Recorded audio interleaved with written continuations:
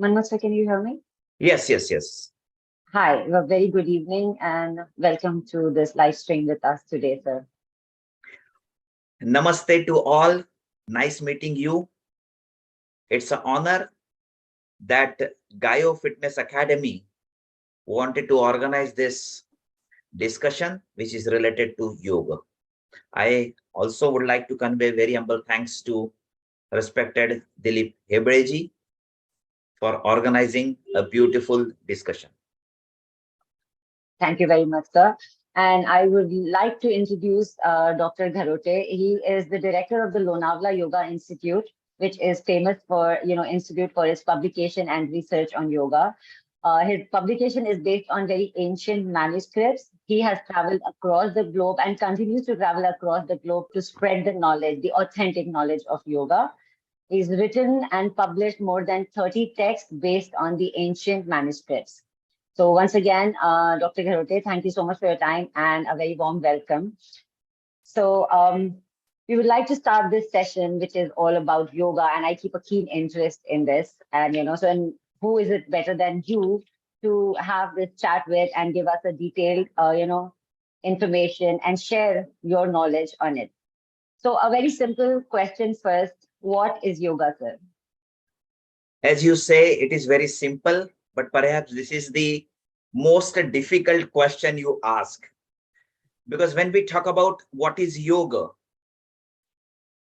we have to understand that this yoga is very ancient subject. Some says 5,000 years old, but I feel more than that. And in every era, people tried to change the definition of yoga as per their own understanding.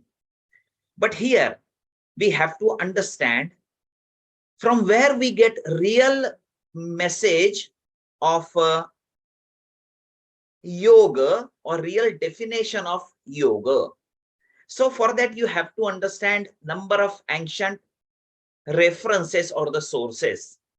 And the best source is 2000 years back, there was one ancient manuscript written by great master Patanjali, Yoga Sutra, and the name of the master is Maharshi Patanjali. He has written this text. When I talk about text, ancient literature, I'm sure that people are capable to understand what exactly ancient literature means. So these are, thank you very much for introducing me. And when you introduced me, you said about I'm working on this ancient manuscripts. I get this opportunity to show you some of the ancient manuscripts. These are all the ancient manuscripts by which we are capable to understand what exactly yoga does mean.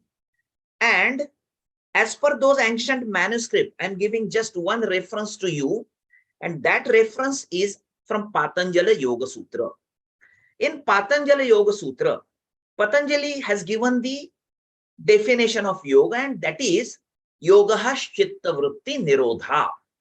Maybe these are only 4 words, and you may say it is so easy, but you have to explain a lot. You have to understand a lot when we talk about this definition. And what is the definition? Yoga chitta vritti nirodha. What is chitta? It is very specific, very interesting concept used by Patanjali. Chitta means when there is a combination of 3 aspects: mind, ego, and intellect. In every action, all the 3 aspects are always working together: mind, ego, and intellect. So what is the work of mind? Thoughts, to produce the thoughts. It is the work of the mind. What is the ego? The work of ego is self-identification. And what is the work of intellect? To plan. So when we are doing anything, all the 3 aspects are always together working. And when all the 3 aspects are working, it is called chitta. Vritti means what? Vritti means thought. Those thoughts are always constantly running, and nirodha means to stop those thoughts. So what is the definition of yoga? Definition of yoga is, in simple words, complete cessation of modification of thoughts. Now the problem is, What is the success story? If you want to achieve success in any of the field, the body and mind should go together. But the problem is, when physically we are present, mentally absent, and when mentally we are present, physically absent. And that's why we are not capable to get the proper success. So what is the definition of yoga? Just minimize the unnecessary, useless, negative thoughts. And once those are minimized, automatically a person is capable to achieve success in their life. So in short, what is the definition of yoga? They say definition means complete cessation of modification of thoughts. So it means that yoga is purely related to your mind. And all the ancient texts, if you open those ancient texts, they are talking about only one thing, and that is yoga is for the mind. So all the practices, if they are asana, pranayam, bandha mudra, shuddhi kriya, whatever practices are there, maybe you perform through body, it is not for the body, it is for the mind.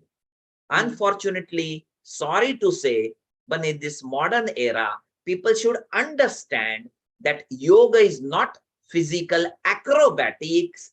Through body, you have to train your mind. That is the definition of yoga. Indeed, very insightful, and I totally agree on that because these days, the more it is, like you said, that we have to work on our mind, but I think it has become more of a physical form of an exercise, which again is a good way to do. But then, unless and until we control and understand how to control our mind through breath work, even a physical movement is not possible. So with this, I would like to ask you, sir, uh, what is the origin of yoga? Like, evolution of different schools of yoga that we see. How would you best describe it? See, in this modern era, you find number of practices, number of different schools. But if you see in ancient tradition, different paths are there. Maybe karma yoga, bhakti yoga, mantra yoga, raja yoga, hatha, different paths are there. But basically there are two prominent paths are there. One is hatha yoga, another is patanjala yoga. In hatha yoga, they have given number of practices, but how to perform those practices following fundamental principles they mentioned in Patanjali Yoga Sutra.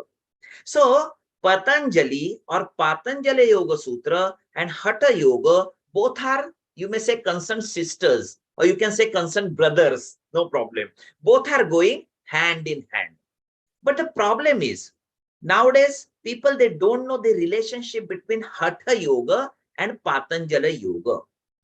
Unless and until people don't know the fundamental principles of yoga, people are not capable to get proper benefits from this hatha yogic practices, such as asana, such as pranayam, such as bandha mudra, shuddhi kriya, dharana, dhyana, all such practices.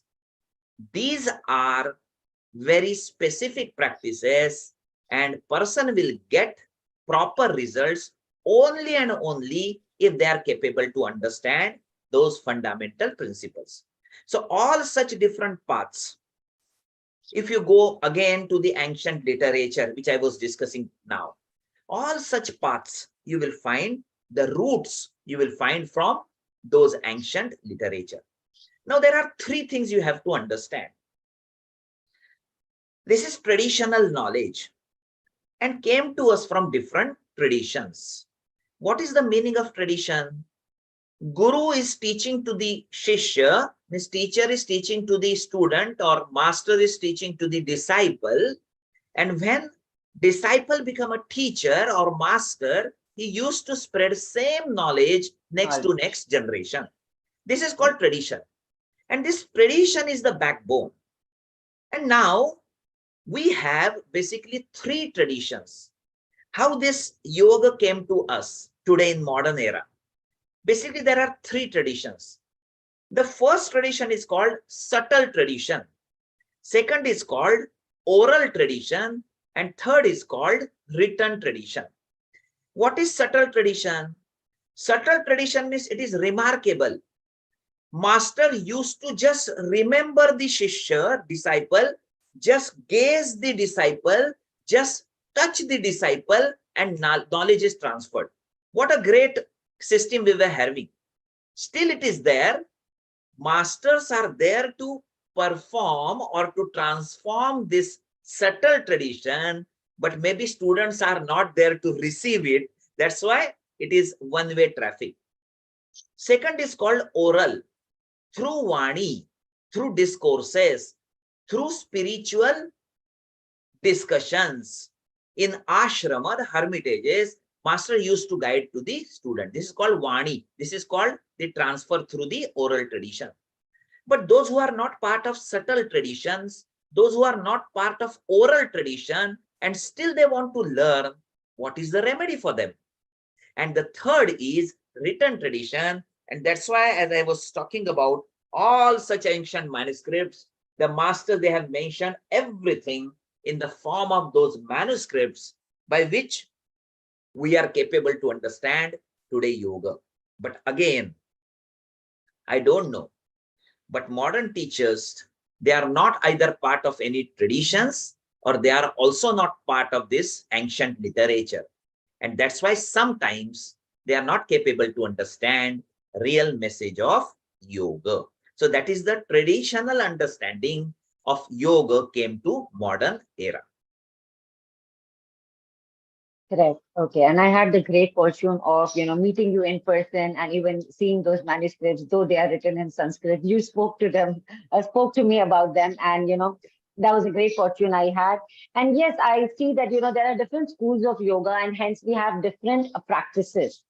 So like you said, there's a time when, the guru would just touch the shishya and you would get that knowledge. I think a lot of us are lacking in receiving that knowledge truly today because we are particularly trying to find out what we are looking to teach rather than absorbing that as a spiritual connect. Because to me, what I feel, yoga is a very spiritual belief for me because that is how I got to learn yoga and I connect to it very spiritually.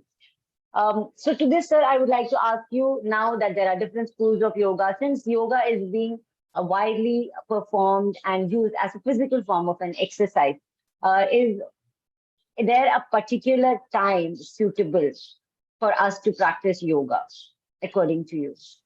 I would say there are two things we have to understand. One is all the ancient practices are so perfect, there is no scope of any of the changes because it is perfect. So if it is perfect, why we are hesitant to practice those? And there are some reasons. Because we feel those practices are not proper, or maybe those practices are not possible for us to perform, or maybe I have to do something new from my side. Try to understand the difference between ancient literature and modern publications. I am not criticizing modern publications, but I would like to tell you the difference. Why ancient literature is important or ancient yogic text. Those who are published, they are important. Now, modern publications, again with due respect, I am telling, sometimes people just write books and books and books without experience. But all the ancient text, masters first experienced and then they have written those ancient texts. So something is already experienced. What is the harm to practice? So as far as tradition is concerned, as far as different styles are concerned, I feel they should go with traditional knowledge. But another thing is that definitely yoga should reach to every doorstep. It is the need of the hour. So you can little bit simplify. But when we try to simplify, we don't know what is the limit of that simplifiedness. And sorry to say, we try to distort some practices because again, we don't know the fundamental principles. So as far as different paths are concerned, ancient text, ancient literature, all the great masters, they mentioned everything very clearly.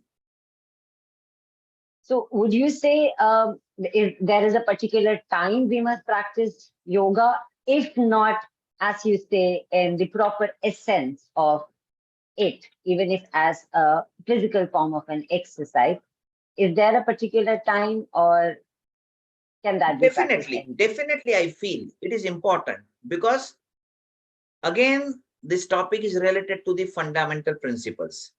Because, for example, they say empty stomach is very important. This is one of the fundamental principles.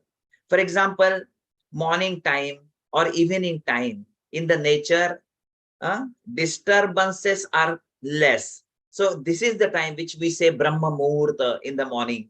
So this Okay. time is very precious to perform, and it is possible to get more and more benefits if you perform. For example, practices are good, but person is not capable to perform, then some indications and contraindication must be understood properly. So all such things are properly discussed in those ancient literature. But as far as you ask about the time, I would like to suggest the morning time, maybe between 4 to 6 or 3 to 6 rather, or maybe 5 to 6, give some time for relaxation, sleeping. Yes. And then in the Yes. evening, they should practice maybe same time, 5, 6, 7. But remember, the stomach should be, they should empty so that there is no any kind of problems they may feel. Yes, agreed, totally agreed. That has been a constant want and an intention to be able to practice yoga that early. Of course, yes, because of all the spiritual reasons, the spiritual benefits of practicing yoga that early in the morning, and of course, the benefits that one can have. Um, Now, just coming to the physical aspect, there is a very wide spoken statement that anybody would say, even if they attend my class, that I am not flexible, so I cannot practice yoga. Now, since we are speaking on the spiritual aspect and everything, but now coming to the physical aspect of it, what would you have to say? Remember, I am not telling physical aspect is not important. What I'm telling, as you asked in the beginning, what is the definition of yoga? And I say I would like to tell two more definitions. One is Sharira Madhyam Khalu Dharma Sadhanam. Means through body, you have to achieve something higher. It means that body is not ultimate, body is the mean to reach up to the ultimate. Then what is ultimate? Then I would like to quote another definition, and that is Samatvam Yoga Uchyate. Now, what is yoga? Samatva is the yoga. If samatva is yoga and through body I have to achieve something higher, we have to understand what is the meaning of samatva. When we talk about samatva, means equilibrium, balance, homeostasis. If we want to achieve balance about our own, first we have to understand who is own or who am I. And then you understand that we have 5 aspects of our personality. The first aspect is called physical. Second is called mental. Third is called emotional. Fourth is called social. And fifth is called spiritual. Now, when we talk about our own personality, we have to understand personality has 5 aspects: Sharirik, Manasik, Bhavanik, Samajik, or Adhyatmik. There are 5. Now, you might have seen some people in this world, they are physically fit, but they are not mentally. Some are physically fit, but something is going on small, any problem is going on in their life, and they are emotionally totally disturbed. Some people are physically well built, but they don't know how to behave in society. Some people are physically fit, but they are not happy with their work, their assignment. They are having every material prosperity, but inward peace is lacking. Means what? We have to understand that total samatva is not only related to the physical aspect, total samatva is related to integration between all the five aspects. That's why another modern definition of yoga should be yoga is to achieve integration of personality. Now, when we talk about this integration of personality, we understood what is personality. As I told you, five aspects. And we also understood what is integration. But little more light I would like to throw on this concept, because this is very important for modern teachers. They should understand this. Now, integration of personality, if you want to understand, you have to understand three fundamental principles in this modern era. The first principle is part and whole relationship. Second principle is relationship between different parts. And third principle is equality of all the parts. Now, I would like to just to explain in 1 minute, because those three fundamental principles are very important. What is the first fundamental principle? Part and whole relationship. Now, you have to develop whole, samatva. So, physical part is also related to your whole, mental is also related to your whole, emotional is also related to whole, social and spiritual is also related to whole. So, this is the first fundamental principle, means part and whole relationship. The second fundamental principle is relationship between different parts. Means physical is related to mental, mental is related to emotional, emotional is related to social, social is related to spiritual, and all the aspects of personalities, they are interrelated. And what is the third? Equality of all the parts. Here is the problem I feel of the modern teachers, because physical aspect is gross aspect or gross personality, but mental, emotional, social, and spiritual, they are subtle aspects of personality, as it is a natural tendency of a human that to observe only and only physical personality, or rather to say physical beautification, and they are not capable to understand that yoga is for integrated personality. So equality or equity, equality of all the aspects means physical is important, definitely, because sharira madhyam khalu dharma sadhanam. Through gross body, you have to achieve ultimate success. Means through gross body, you have to train your mental level. Through gross body, you have to train your emotional personality. Through gross body, you have to train your social personality. Similarly, through gross body, you have to train your spiritual personality. But gross body or physical personality is the gross aspect, and other aspects are subtle aspects. That's why people are not capable to understand. Sorry to say, they kept yoga only and only at physical level. I am not against that. Physical is not, I'm not telling like that. But if they start telling yoga is only for flexibility, yoga is only for reduction of the weight, or yoga is only to digest your pizzas and burgers, then it is something, the knowledge is lacking. So what is the purpose? Integrated personality, and they should use physical aspects. So finally, we don't want only physical fitness. We also need mental stability. We also need emotional balance. We also need social maturity, and we also need spiritual upliftment. So all the masters, when they explained about yoga, they explained this concept of samatva or integration of personality. And the next thing that I would like to ask you is, since we speak, I mean, our understanding of yoga is being spiritual and as a whole, working on the mind, body, and the whole personality as one. So, how would you say is yoga any different from a regular form of an exercise in today's time? Or how is it that it should be different? Try to understand. When we talk about exercise, most of the people, they don't know there are two type of exercises. I'm not here to speak much about exercise physiology, but in simple terms, I would like to tell you. There are two types of exercises. One is called static exercise.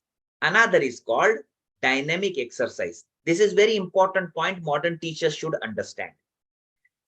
Simply someone will ask you what you are doing. You are so fit. And people will say, yes, yes, and I'm doing my exercise. But people, they don't know that there are two aspects of exercise. One is static exercise. Another is dynamic exercise. What is the meaning of static exercise? Static means when there is no repetitive movement and you maintain the final position, that is called static. And what is dynamic? When repetitive movements are there, but you are not developing final position, that is dynamic. Now, when you say I am doing exercise, people, they don't know that there are static exercises are also there, and they start doing yogic practices in dynamic way. Unfortunately, modern philosophy about yoga, they superimpose dynamic practices on yogic practices. So we have to understand very clearly that static practices are very important. Again, if you ask, I will give a number of references. Say, for example, Patanjali Yoga Sutra, because I was giving references. Patanjali says, Sthira Sukham Asanam. Now, what is the meaning of this? Sthira means stability. If you start running and you tell me it is running yoga, then it is not yoga. Maybe you get some other benefits from running. I'm not denying that. But it is not yoga. For example, you are doing practices very forcefully and you are not happy. The sukha is not there. The comfort is not there. Then it is not yoga. Maybe you get spasm, you get a lot of trouble. It is not there. This is not yoga. So what is yoga? Sthira Sukham Asana. Another sutra I will tell. Prayatna Shaithilya. Ananta Samapatti Bhyam. Prayatna Shaithilya means effortlessness. Very, without any efforts, you have to understand. So, or you have to perform. So this is the key sutra. Now I was talking about static and dynamic. I'm sure people are capable to understand, but in static also there are two aspects which are very important we have to understand. One is active stretching, another is passive stretching. Now in static, passive is important. You perform but you relax. You are not doing active. This active static is also not part of yoga. That's why, in simple words, if you perform active, it is again static dynamic. We don't want static dynamic. We want static static, total relaxation. And when you perform in such a way, relaxative manner, then what happens? When you stretch the muscles statically, muscles are relaxed. And when muscles are relaxed, automatically the pressure which you find at mind level is going to be reduced. And that's why asana are not physical practices, but through physical body, you try to train your mind. So this is something very interesting we have to understand. But the problem is every subject has its own science and every subject has its own arts. You cannot change the science of any subject. You have rights to change little bit arts of the subject. For example, I will ask you one question. Mathematics. Mathematics subject has its own science and also has its own arts. Now give me example. What is 2 plus 2 in India? Oh, Correct. What is 2 plus 2 in USA? oh, And what is 2 plus 2 in Japan? It is 4. Correct. But it means that you cannot change the science of mathematics. 2 plus 2 is always 4. But you can change the arts. Means what? This answer you can write in blue pen, red pen, on the wall, on your t-shirt, anywhere. But the answer is that. For example, your mic is mute. And I will ask you, what is 2 plus 2? So what you will show? You will show like this. You can show 4 fingers. Answer is correct. This is the art. In yoga, you can change the arts. For example, you want this carpet, you can go for that carpet, no problem. You want to practice inside or outside. This is artist art, but you cannot change the science. And science of yoga is sthira sukham asanam or prayatna shaithilya. And the third sutra is tato dvandvan abhighataha. Dvandva means when you practice asana, it is possible to reduce the conflict. But when you perform this very dynamic type of sometimes unnecessary, you create some pressure. So as far as modern practices are concerned, those fundamental principles are very important. And finally, the sutra is prayatna shaithilya ananta samapattibhyam. Ananta means ultimate. And that is the purpose, to witness what is the aim of my life, why I have taken the birth, and what I have to do, because this human birth is very precious. So in that sense, through physical, you try to tend mind, emotion, social personality, also your spiritual personality. This is the philosophy of modern yoga must be, and teacher should teach this. so do you say that all of us who are practicing yoga and who are currently teachers of yoga, which also involves me, we come across a lot of people who don't really have that kind of time, the patience to understand what the essence of yoga actually is, but are there in the session for a physical form of it. And like you mentioned in the beginning of the session, that it is not for the modern day acrobatics. But that is what we all are very interested in. Like we talk about the science of yoga, everybody wants to understand, how do I stand on my head? How can I do Shirshasana, a headstand or a handstand? Or how can I do inversions without really? So are we not on the right path, or are we totally derailing? See, it is a natural tendency to show something different. When difficult posture, difficult practices you perform, and when you get appreciation, it is great to witness. It is one kind of motivation. But I am not really ready to accept this thought that people will say, I don't have time. Everyone is having time. See, for example, people are telling, I am not having, I don't have this time. And sorry to say, but the person is suffering with some diseases. And doctor will say, you will die. But you have to practice this. Person will leave everything and start practicing. So this, things are not working, frankly speaking. Then it is, कहते हैं ना, मजबूरी के कारण हम कर रहे हैं. Rather to go for this, it is better to practice by your own willingly. So here, everyone should practice. But for that, just if you have 15 minutes, you can perform. If you have 20 minutes, as per your time schedule, you can prepare your program.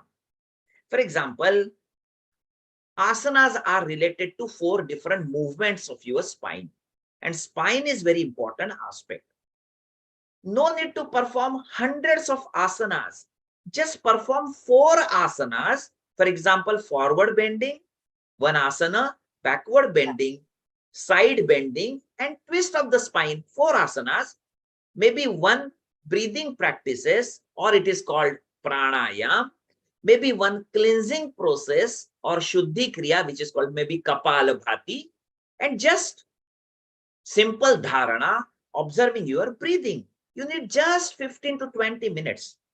And if you are not capable to devote that 50 to 20 minutes for this precious birth, then it is very difficult to tell something about. But I would like to tell to this modern, people, like this era is very stressful era. Everyone is suffering with number of problems, and they hammer always frustrations, phobias, negativity. You add one more, viruses, all such things are there. And every day, different viruses may come. It should not be, but they may come. So rather to run behind the viruses to stop the effect of viruses on us, it is better to train yourself in such a way that any virus would be there, it is easy to tackle. Any disease is there, it is easy to tackle.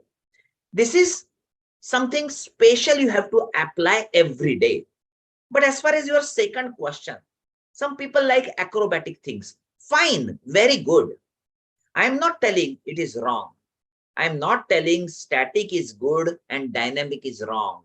I am not even telling dynamic is good, static is wrong. What I am telling, you perform static yogic practices understanding fundamental principles of yoga and perform. You also perform dynamic practices, but don't tell it is yoga because it is nothing to do with yoga. Maybe they are exercises, but people, they know, they are clever. They know yoga term is like a hot cake. If you use any practice with yoga, then you can, show like you are practicing yoga. It should not be. So what to do? I would like to suggest in the morning session, you perform static practices, means yogic practices. And in the afternoon, evening session, you perform dynamic practices.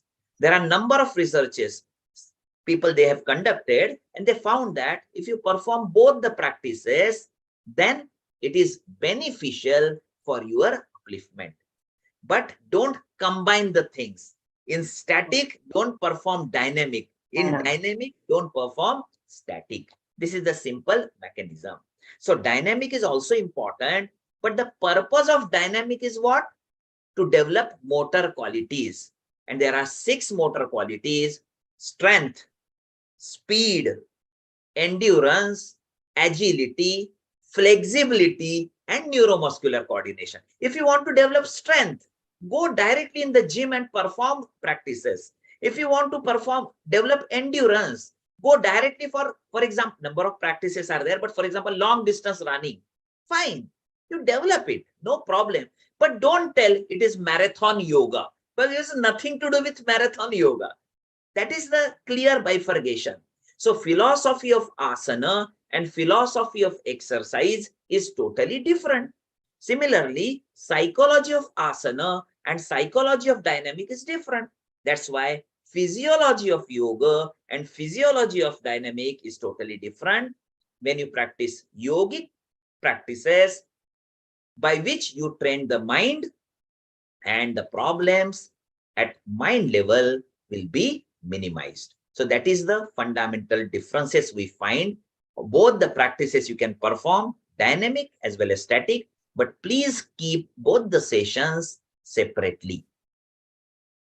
So I think this is the right time for me to ask you, what are your views on Surya Namaskar being a part of yoga? Surya Namaskar is a best activity. But as far as Sthira Sukham Asanam is concerned, Sthira means stability. And Surya Namaskar is moving. So it is dynamic. Maybe it is a great practice, but it is nothing to do with yoga, not following the norms of yogic fundamental principle. Then some people start telling, but there are some postures in the Surya Namaskar, they say. But try to understand. Action is not the important. The intention behind the action is more important. Now, first thing is that it is dynamic. That's why it is not related to Surya Namaskar. Maybe it is the best activity, but dynamic. Second is action is not so important, but the intention behind the action is more important. Now I would like to tell you, for example, someone is having in his house mother, sister, wife, and daughter. For example, 4 persons he's having: mother, sister, daughter, and wife. He always used to meet, hug the people, everyone. The action is same, but the intention is same. Can you say no? The intention is totally different. Whatever intention he's having with mother or sister, same intentions are not there with the wife. So try to understand, action may be similar, but intention is different. But moreover, I would like to tell again, action is also not similar, because Surya Namaskar is dynamic, and when repetitions are there, it is dynamic. The third thing I would like to tell, then people start telling, okay, then now I start Surya Namaskar very slowly. But when they perform very slowly, then it is not Surya Namaskar, because they are not following the norm of Surya Namaskar. So in this confused situation, I would like to tell, Surya Namaskar is not part of yoga.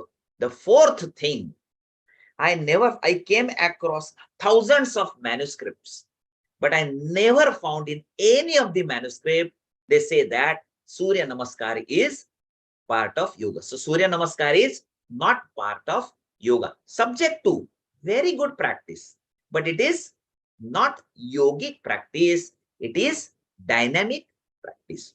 The fifth aspects I would like to take, then people say in Vedas and different, they say Surya Namaskar term is there. But Surya Namaskar term is not there. It is salutation to Surya, means to sun. You know, sometimes masters, they used to offer the water, ardha dana, they say in Hindi. They offer the water to the rising sun. And that's why they say Namaskar to Surya. So in Vedas and different texts, when they use Surya Namaskara, it is offering salutation to sun and nothing to do with those practices. So several evidences are there, number of practices are there, which are proving that Surya Namaskar is not part of yoga, although it is the best practice.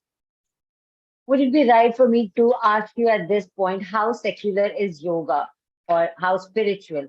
Because when I had started to practice yoga, there was a lot that was being said that, you must not practice it. It does not belong because it is connected somewhere or the other in the mindset that, it is according to religion, it may not be correct or so. But then as much as I kept practicing it, honestly, I'd have to say it was a physical form of a practice for me because I was trying to heal from a few ailments, pains and aches in the body. But then what I've understood through the journey of me learning yoga myself was breath has no religion, breathing has no religion. So I can very proudly say when I have to teach yoga today to a lot of people that I know, but I would really like for you to comment that, how secular is yoga and how can we help people understand from the spiritual aspect of it? The first thing is that we have to understand that the religion and spirituality, they are totally different. Different. Religion is nothing to do with spirituality, or spirituality nothing to do with religion. I will tell you. Religion will tell you what to do, but yoga will say how to be, how to become. So when we talk about spirituality, the Sanskrit term is adhyatma, adhyatma, adhyatma. It is internal journey towards your soul, the atma. And whomsoever is there, everyone is having that internal consciousness or chaitanya or whatever name you want to give. But in yoga, when they use spirituality, they are not telling it is something religious practice. They say, if you are happy with your work, satisfaction is there. If you are searching something higher goal in your life, or work satisfaction is there, helping nature is there, compassion, friendship, all such things are related to spirituality. They are not talking about, there is no any single text who is talking about spirituality means specific related to the religion. I don't know from where this thought came, but it is very clear that spirituality is your inborn quality.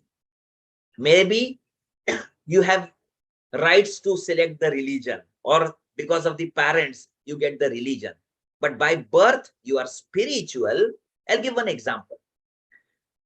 For example, helping is the quality of spirituality. For example, now if you're walking from the street and you found that an old lady is asking water and you are having the water bottle and she's asking, oh, please give me some water. What you will do? Will you open the religious text, or you just simply offer the water? What you will do? Offer the water. This is because spirituality is your innate quality. But people are not capable to understand. In fact, spirituality is higher and religion is lower. Religion may be the way to understand spirituality, but sorry to say, maybe some people, for their personal sake, they kept religion on the top and spirituality at the bottom, which is not there. Spirituality is always higher, and all the text, they're talking about spirituality, but there is no any text they're talking about that yoga is religious. So it is very clear. Anyone can practice and everyone will be benefited. Great. So like you said about Surya Namaskar being a dynamic form of an exercise and not being a part of yoga. So how would we speak about Ashtanga yoga? And what are the physical aspects that we focus on yoga, especially how do we distribute the 8 limbs of yoga? This is again the concept from Patanjali Yoga Sutra. And Patanjali mentioned about different 8 stages. They are yama, niyama, asana, pranayam, pratyahar, dharana, dhyaana, and samadhi. The ultimate stage is called samadhi. You say liberation, realization. The purpose of every human being is to achieve this samadhi. So you can say 7 stages are means to attain the 8th stage, which is samadhi. But people are not capable to understand again. When you ask what is yoga, they only say asana is yoga or pranayam is yoga, or moreover, they will say dhyana or meditation is yoga. But yama, niyama, asana, pranayam, pratyahar, dharana, and dhyana, these are different stages to achieve the 8th stage. Rather to say these are stages, I would like to say these are like a circle, Ashtanga yoga. Like circle of the wheel. आपको मालूम होगा cycle के पहिए में अलग अलग प्रकार के स्पोक्स होते हैं.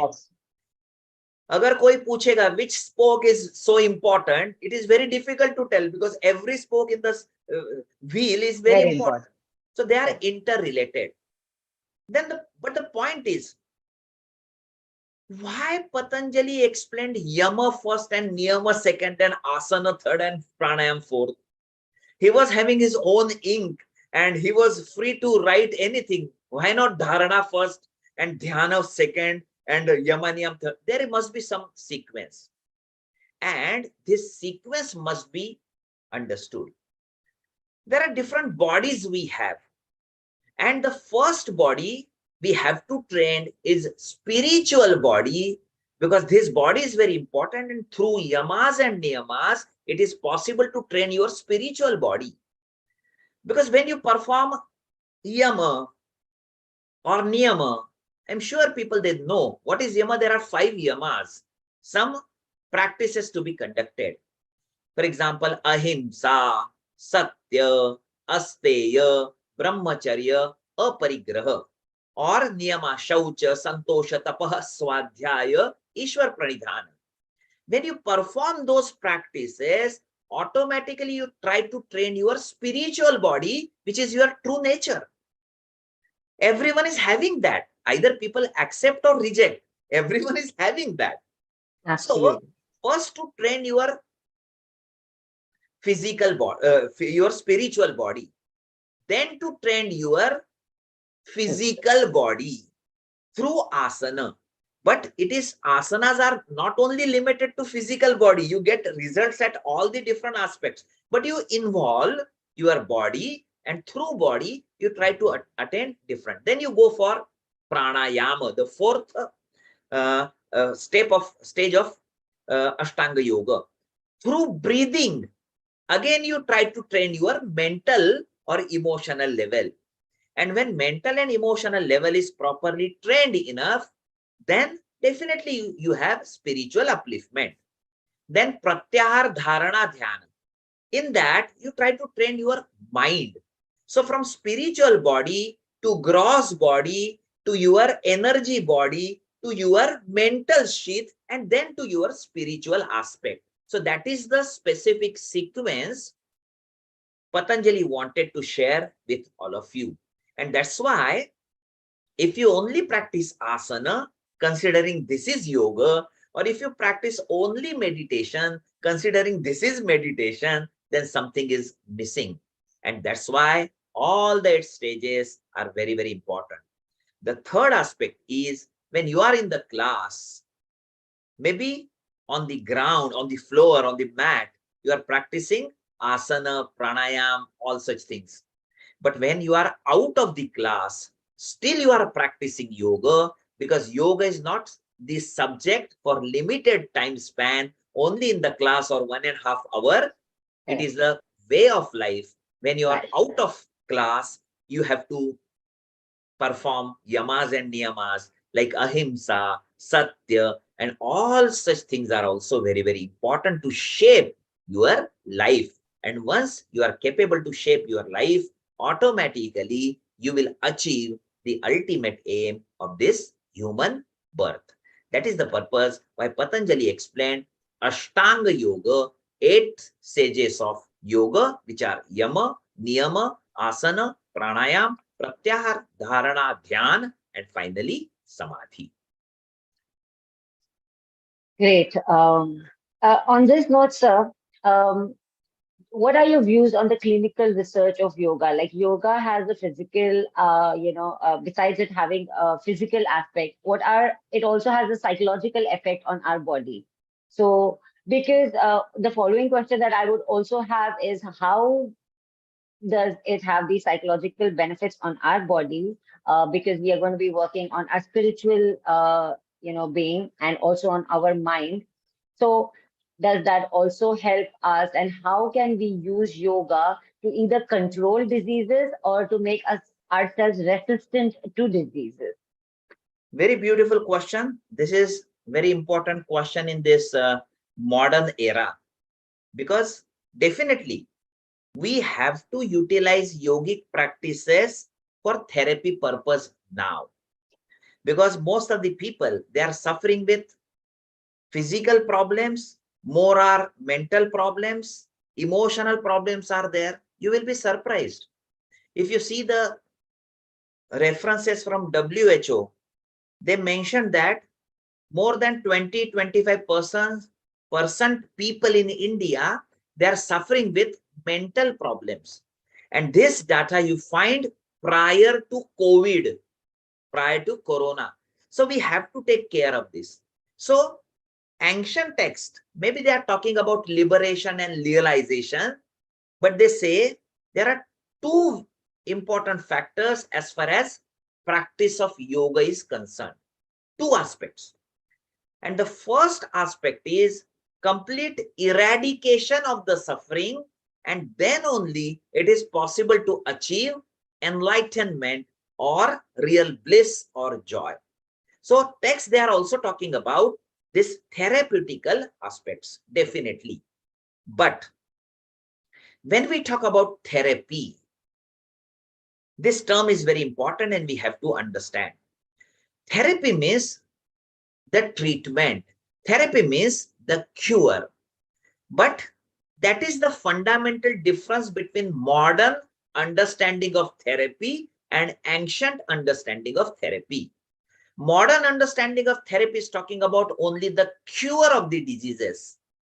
But ancient yogic therapy, they are talking about three aspects One is prevention of the diseases. Second is promotion of the internal organ.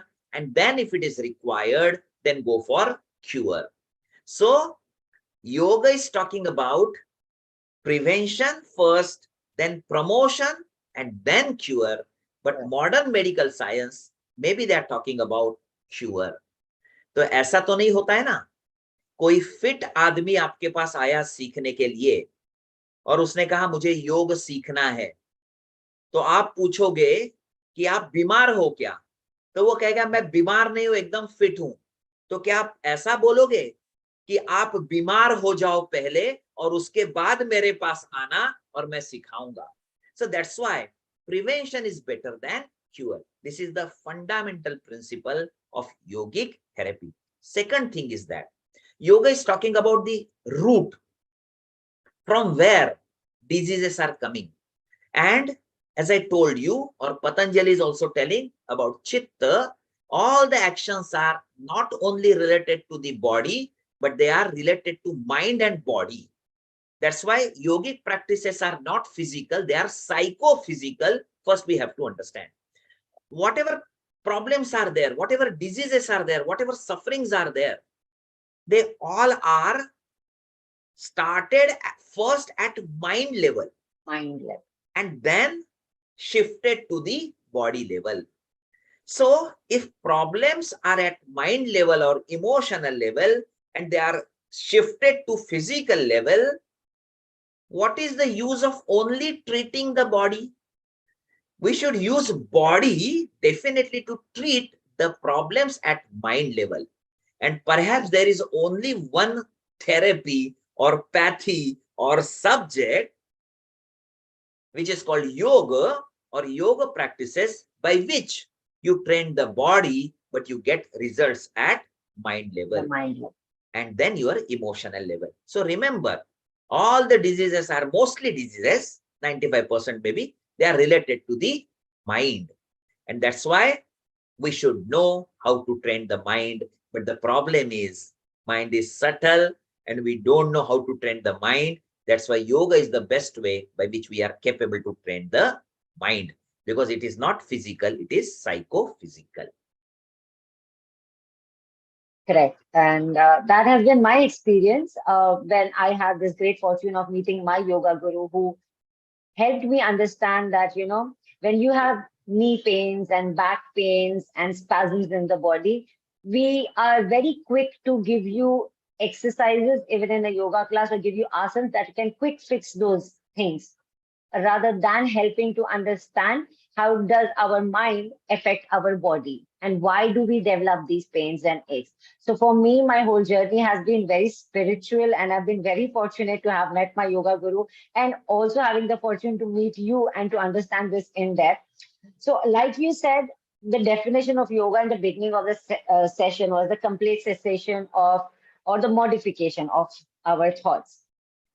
So now coming to the most beautiful aspect, which is meditation, and which has become a very fancy word these days. Like everybody wants to have different sorts of meditations. What and how would you simply explain meditation as? Because with that, then I would come to your, your explanation of pranayam in yoga. It is very, again, interesting question. How to perform a meditation or dhyana? First, we have to understand what really dhyana does mean, or meditation. If I say no one is in this world, means common man is capable to perform the dhyana, so it's like a shock. But we have to understand what is dhyana. But prior to that, there is one stage which is called dharana. In Ashtanga Yoga, dharana, dhyan, samadhi. Again, I would like to tell you number of references so you will understand what is the difference between dharana and dhyana and why I am telling you dhyana is not so easy. So first we will understand what is dharana. And again, Patanjali, and number of texts they are talking, but I'm just giving reference of Patanjali. They say, dharana sucha yogyata manasaha. Means dharana is that practice by which you are capable to train your mind. We say it is fantastic. We found the definition. But then it means that dharana or concentration, English term, we try to take one object and we try to concentrate on that object. But when we try to concentrate on the object, it is the natural tendency of the mind that fickleness is there. Say, for example, you take any of the object, any of the, for example, you take any idol, or for example, you take any object. Then what, for example, you take Jesus, as you ask about the religion, maybe we both have different religions. We take third religion, for example, Christian, Jesus. Now what happens? You take Jesus as your object and you try to concentrate, means you try to stabilize your mind on the object. Then what happens? Within no time, mind is running away from the object and another thought is coming. I have to go in the market to purchase maybe something. Now this thought is not related to the Jesus. But then what you do? You tell to your mind, your intellect is telling to your mind, my dear, this is not the time to think about supermarket. Take your mind again and you want to concentrate on Jesus. But again, it's a natural tendency of the mind is running. Right. Then next thought is coming, I have to go for the movie. Again, you take the mind and try to concentrate on the Jesus. Then again, you say, oh, I have to go in the school and just to collect my son, daughter. So number of things are coming on. This is called dharana. In this chaos situation, mind is always running. You try to concentrate your mind. Most of the people, maybe 99% people or more than that, they are practicing dharana, to whom they are talking, which is dhyana. It is not dhyana, it is dharana. Then what happens? It's a process. Then you practice more and more. Maybe, for example, today, you start your dharana with the object and maybe 50 thoughts are there. 50 times mind is running, for example. Maybe next day you are practicing, maybe it is 45 times. Third day, maybe it is 40. Fourth day, it is 35. Means minimizing the thoughts means maximizing the concentration. When thoughts are less, mind is stable. When thoughts are more, mind is disturbed. I am not telling. Patanjali is telling yoga has chitta vritti nirodha. That's why he's telling. Then what will happen? Maybe you reach after 10 days, only 6 thoughts are there. For example, 6. Now I would like to explain again the situation. Which are the thoughts? Now you take the object is same, the Jesus, for example, the cross. Now you try to concentrate on the cross. It is a natural tendency again of the mind, and mind will run, and run means thoughts are coming. And first thought came, oh, now Christmas is coming. Now you say, but my dear, theek hai, fine. But this is not the time to think about Christmas. Again, you try to take your mind and try to concentrate. Mind will run, oh, but I have to purchase Bible. Again, you say, but don't purchase Bible now. Concentrate on the Jesus. Again, mind will run. Oh, I have to purchase Xmas tree. All such thoughts are there. When you started your concentration or dharana, not dhyana, then numbers of thoughts were there which were not related to the object. But when 6 thoughts were there, at that time also, mind was running. Can you tell me what is the difference when you started and what is the difference when you reach up to only 6 thoughts? What is the difference between two situations? Can you tell me? We've learned how to control. Yes, it means that when only 6 thoughts were there, all those thoughts were only and only related to your object. When you started, it was this stage is called by another sutra by Patanjali, and that is First is dharana sucha yogyata manasaha, and second is desha bandha chittasya dharana. Means now you created one area and mind is not running beyond that. But Point you of have to focus. achieve thoughtless state, because what Patanjali says, yoga chitta vritti nirodha. Then you have to reach over there. Totally no thoughts. But up till now, you achieved good stage of dharana, but not samadhi. Then you practice more and more. And then what happens? Then 6 thoughts are there, maybe minimizing 5, 4, 3, 2.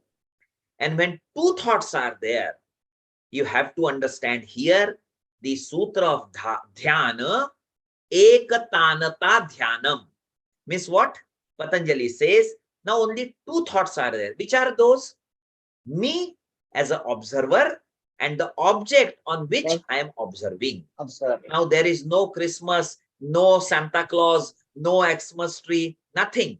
Only me and Jesus. This stage is called dhyana. And then finally, you go more practice and practice, and you don't even know who I am and what is my object. वो कहते हैं ना, camphor और fire दोनों अलग अलग रहते हैं, आग दोनों एक हो जाते हैं. इट इज कॉल्ड, या नदी और समुंदर अलग अलग होते हैं, नदी और समुंदर एक हो जाते हैं. दिस इज कॉल्ड लय. This is called use. And that's why yoga term is derived from Sanskrit root yuja. And when there is no thought, there is no mind. And when there is no mind, there is no problem. So maybe people use different techniques for this, different objects for this, different areas for this, but it is not dhyana, it is dharana. But those who are masters, the recluse, the sages, the sadhus, the maharshis, for them we can say, yes, they are in the stage of dhyana. But other people, they practice dharana. So we have to understand those fundamental differences as far as dharana and dhyan is concerned. मतलब जो आज तक हम लोग जब समझ के आ रहे हैं एंड जो हम सोचते हैं कि हम मेडिटेशन कर रहे हैं या हम ध्यान में बैठे हैं, हम में से कोई नहीं कर रहा, हम सिर्फ धारणा ही प्रैक्टिस हमें कहना चाहिए हम धारणा करते हैं, और धारणा एक लंबी प्रोसेस है. और ये तीनों धारणा, ध्यान और समाधि त्रयम एकत्र संयम, पतंजलि कहते हैं तीनों स्टेजेस एक साथ एक जाति है. तो हम ध्यान नहीं करते, हम करते हैं धारणा. Great, very insightful. ये मैं याद रखूंगी और मैं धारणा ही सिखाऊंगी, क्योंकि ध्यान सिखाने लगी तो धारणा कभी जाएगा नहीं. सो धारणा को ही वी विल कैरी फॉरवर्ड. इसमें और एक चीज है कि ध्यान कर ही नहीं सकते हो. ध्यान इज द रिजल्ट ऑफ धारणा. धारणा, करेक्ट करेक्ट. तो हम एंड रिजल्ट पे पहुंचने के लिए first we have to go through the process of dharana, but we are already trying to achieve dhyana without having to control dharana. Very beautifully said. And I think that is what prayers are. हमारे जो in whichever religion, whatever is the intensity of how you perform your prayers, with all the dhyana, we are trying to achieve dhyana even in your prayers or even in the mass. But constantly you have these thoughts that keep running at the back of your mind. कि ये हो रहा है, वो हो रहा है. So even if it's at that 5 minutes, which in itself is a meditation for you, we are not even being able to do that. Correct. So let alone sitting for a proper meditation while you're performing yoga. Yes, sometimes people say, I perform 2 hours dhyana, which is not, it is just physical sitting. Yes. It is nothing to do with body. It is related to your state of mind. That's why we have to understand. Yeah. So with this, having taken this whole time of yours and this beautiful interaction, I would like to ask the last question about what is the authenticity of yoga in today's times? Rather to say, people should, what is the authenticity of yoga? We should ask how we can perform authentic yoga. Authentic yoga, definitely. I'd rephrase it. So please tell me, sir, how can we perform authentic yoga today? Try to understand that number of ancient manuscripts are there, number of publications are there, people. Me personally, I'm just working on that. I would like to, for example, you were asking about this. For example, it was possible to publish one encyclopedia of traditional asanas. by which any asana you are performing, you have rights to ask this asana we find from which manuscript, and all the fundamental principles are mentioned over there. For example, all the beautiful postures and with authentic sources, you will get Wow. information. So there is no harm if you search this. For example, number of, I would like to, for example, pranayama. Nowadays, everyone is, if you ask to yoga teacher, they will say, yes, there are 8 types of or 10 types of pranayamas are there. And they start naming that. Surya Bhedana, Ujjayi, Shitali, Shitkari, Brastika, Brahmari, Murcha, number of. You will be surprised. While working, I found one, this manuscript, the name is called Kumbhaka Paddhati. This manuscript, the book, more than I have 50, this book. yeah, 50 types of pranayamas are there. Beautiful. The knowledge is. For example, people say Hatha Pradipika is like a Bible of yoga. Yes, it is true. But you will be surprised, number of people, they publish 4 chapter or 5 chapter Hatha Pradipika. When I was working, I found written in one of the ancient manuscript, name was Goraksha Siddhanta Sangraha, in which they have mentioned that Hatha Pradipika contains 10 chapters. And I start searching. Luckily, I found that manuscript with Hatha Pradipika with 10 chapters. Whatever you will find in 4, you will find here. But whatever other chapters are there, they are lacking. So such type of text we have to understand. Why textual understanding is important? Because all the masters, first they experienced it and then they performed. Because they know all the answers for all the questions. And today, whatever problems we are facing, all the answers are already written. Only we have to go through with this beautiful wisdom which is available. So today, if you ask me, we have to understand fundamental principle of yogic practices. And if we are capable to understand fundamental principles, we know proper key for proper lock, it is easy to open the lock. It is so simple.